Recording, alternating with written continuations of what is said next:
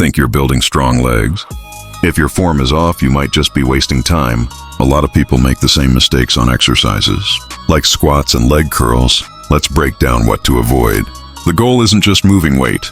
It's about creating tension in the right muscle groups for real growth. So let me show you a common mistake with the seated leg curl. People often use way too much weight or rush through their reps without control. When this happens, the hamstrings don't get the full squeeze they need.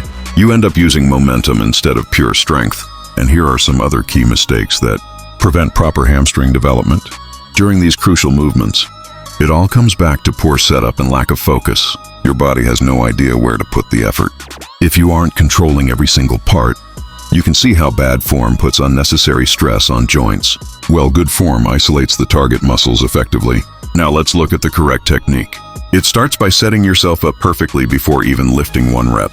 This ensures maximum stability, so you can truly isolate those hamstrings and feel them working hard throughout the entire movement. Remember, less weight doesn't mean less work when done correctly. Focus on quality over quantity.